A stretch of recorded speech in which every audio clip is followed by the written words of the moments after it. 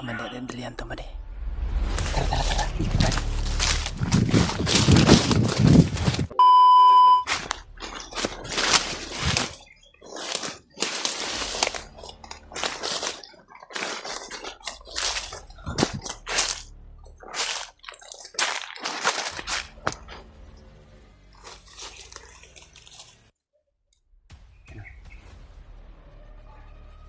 May mga busis na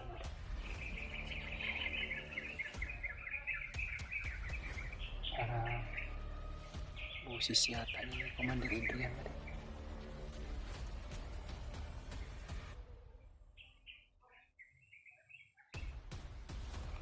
May mga busis sa ano natin.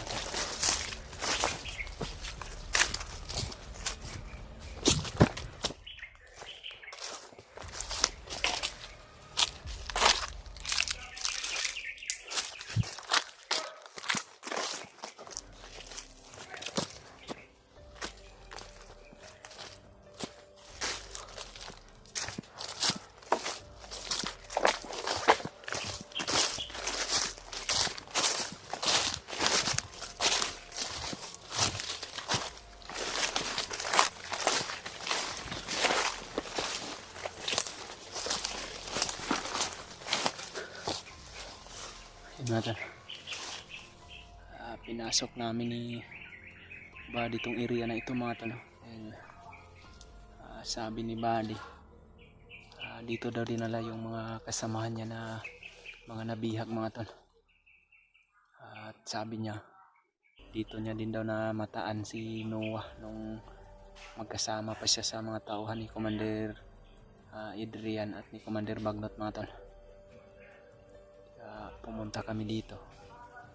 Ngayon mga tol ay parang may mga busis sa unahan mga tol na parang may dala silang bihag mga tol.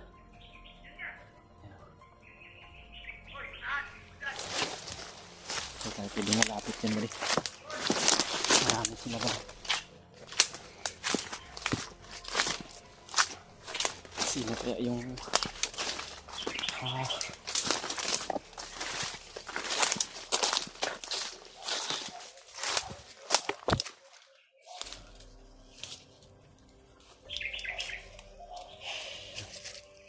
may mga bandido mga tol. Dumaan mga tol. Hindi ko alam kung sino yan pero parang namumukhaan ko yung busis ba di. O parang nararamdaman ko yung sigaw ng busis na parang busis ni Adrian mga tol. Commander Adrian.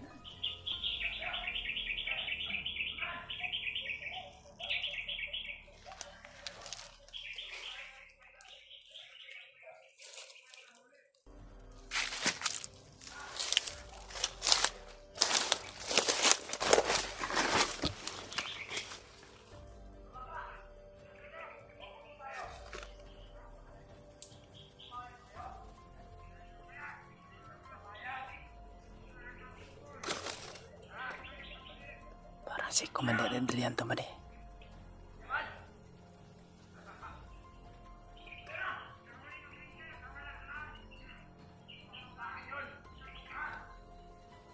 Atras muna tayo bade. Iikot tayo bade ha. Hindi tayo pwedeng lalapit dyan dahil mapahamak ako, mahuli ka nila. Iikot tayo. Mga kasamahan mo yung hawak ng bihag. Pwede kaya si Noah. Kaya iikot tayo ba de para hindi tayo nila makita at hindi tayo nila mataan na dito na tayo sa area na ito.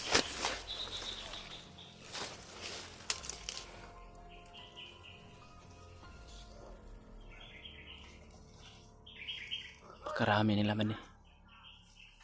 At ramdam ko mga tol na mayroon talaga silang bihag mga tol. Hindi ko man tiyak kung sino yung bihag na hawak nila pero nararamdaman namin ni Buddy na may bihag talaga sila mga tol. Hindi tayo pwedeng nalapit mga tol pagkat mayroon silang commander. Tapos hindi rin basta-basta mga tol na lulusob kami mga tol. Baka mapahamak na naman tong kasama ko na si Buddy.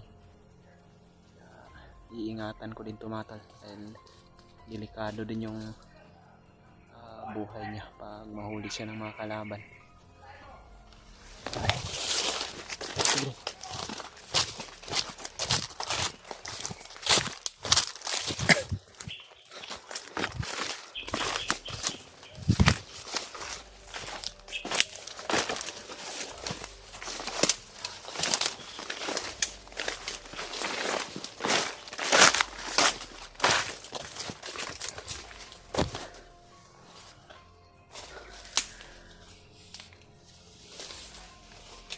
Ikutan natin to Buddy. Ririnig natin yung boses nila. So, hindi tayo pwedeng humarang dyan pagkat delikado tayo dyan. Okay lang sana kung ako lang mag-isa. Hindi rin kasi kita pwedeng iiwan Buddy. Baka pagbalik ko ay mawala ka na naman. Magka-problema pa tayo. Kung ano yung naipangako ko sa'yo Buddy, ay tutuparin ko yun. Kaya iingatan ko yung buhay mo hanggang sa makauwi tayo ng bayan. Kailangan lang na mag-ingat tayo. Ngayon mga tol, may naririnig kaming mga boses mga tol. At may bihag silang dala mga tol. Parang si Commander Adrian yung commander nila mga tol. Pero hindi po ako sa pilitang lumapit mga tol. Hindi ko na lang tiningnan sa malapit para hindi rin kami mamataan. You know, parang nagkagulo na sila. Tara. Ito naman dito ulit.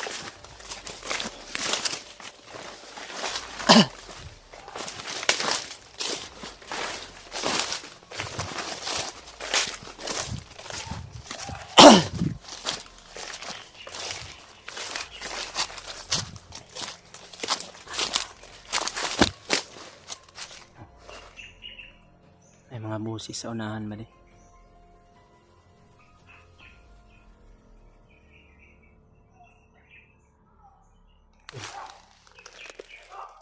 May mga busis sa unahan mga tol.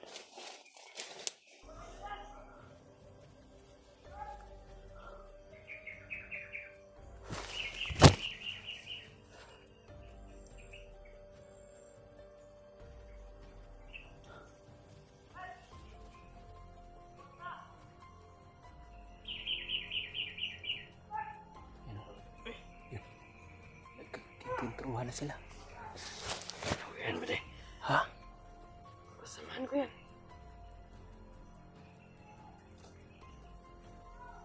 Magmasid lang muna tayo dito. Tara. Ikot tayo.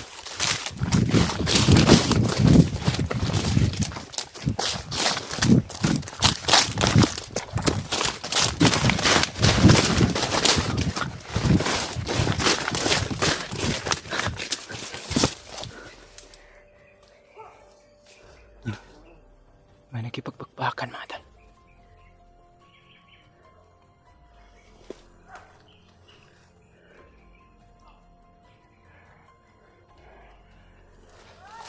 Buddy.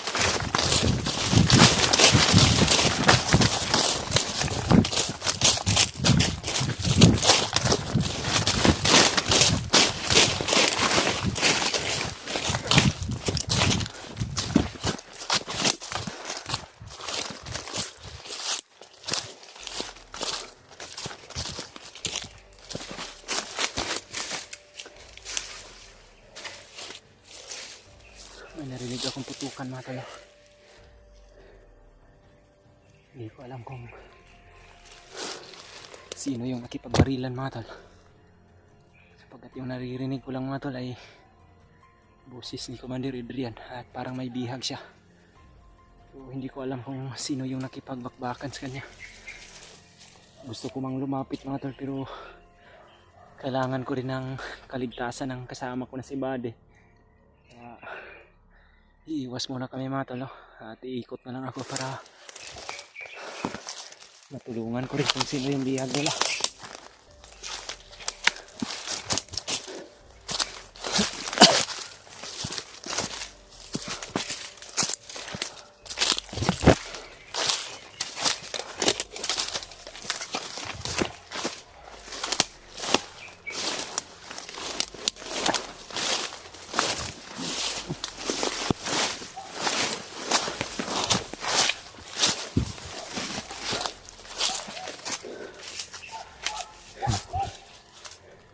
May mga busis ng aso dun sa banda dun ba di, oh.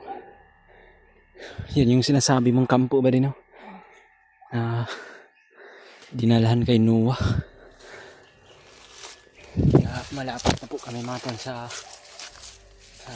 kampo na sinasabi ni Buddy kung saan niya nakita last si Noah. At yung kanyang mga kasamahan din mga tol. May mga busis ng aso. Pero kailangan nating puntahan din yung bihag, Brad. May bihag kasi yung dinadala si Commander Adrian. Hindi natin alam kung sino yun. Sana ay makabalik tayo doon ng ligtas para matulungan din natin yan. Meron kasi mga putukan mga tol. Lumayo muna ako mga tol, no? Hindi muna ako sa pilitang lumapit para hindi rin ito mapapahamak tong kasama ko na si Buddy. Dahil nung nakaraan mga tol ay muntika na talaga siyang matudas. Sapagkat nahuli siya, buti na lang ay nailigtas ko kaagad. At nakayanan ko yung mga bandidong naghawak sa kanya mga tol. Kaya sa ngayon mga tol ay nagpapasalamat po ako mga tol, no, dahil sa may balita na po ako kay Brad Edward. At ligtas pala si Brad Edward mga tol. Pero sa ngayon ay nag-iisa din siya mga tol, no? Hindi pala siya nakakita ng mga kasama naming iba. So importante mga tol ay mayroon siyang upload na ligtas siya mga tol. At sana magkatagpo kami dito sa gubat na to mga tol.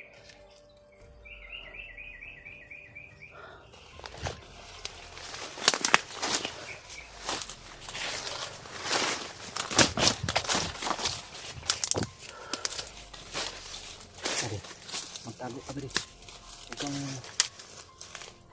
tayo lang dyan, baka makita tayo.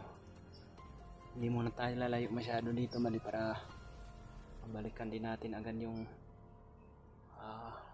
mga putukan doon banda sa unahan. Hanap din tayo ng tamang pagkakataon para makapasok tayo doon. Pero dapat ihanda mo yung sarili mo ba diha?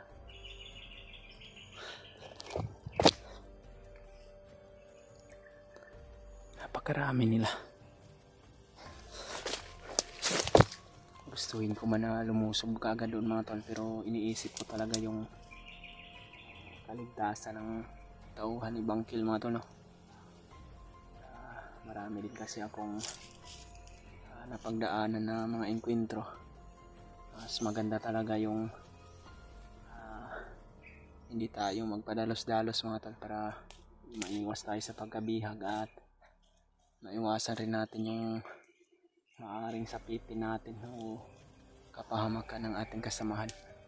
Lalong-lalo na itong rauhan ni Bangkil mga tol, na isa lang itong ordinaryong tao mga tol, no? Wala siyang mga taglay na agimat ng gaya sa aming mga hunter. Kaya kailangan niya talaga ng tulong ko at kailangan niya talaga ng gabay para hindi siya mapahamak mga tol.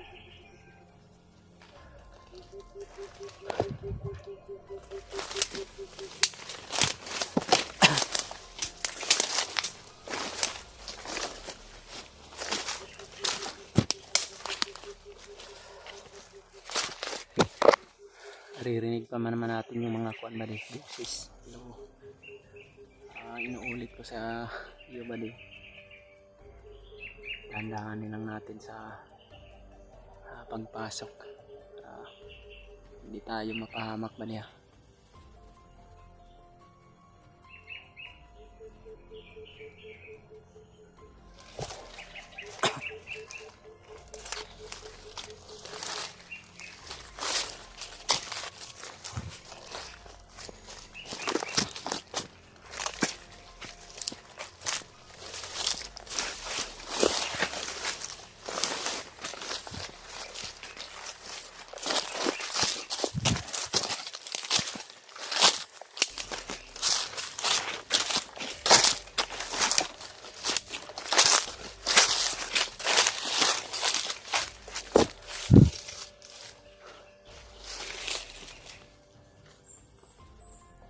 Sino kaya yung nakipagbarilan mga tol na sa kanila ni Adrian kanina.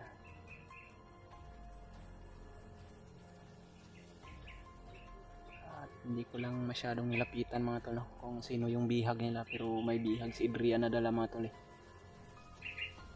Gustuhin ko man na lumapit pero kailangan ko rin isipin yung buhay ng kasamahan ko na tauhan ni Bangkil mga tol. Ang gagawin namin yan mga tol ay iikutan namin sila para makapasok kami dun sa area nila. Hindi naman yun sa unahan.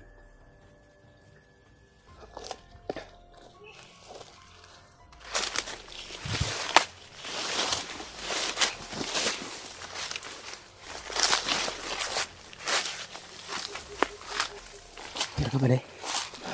Tira ka. Mauna ka, dito ka dadaan.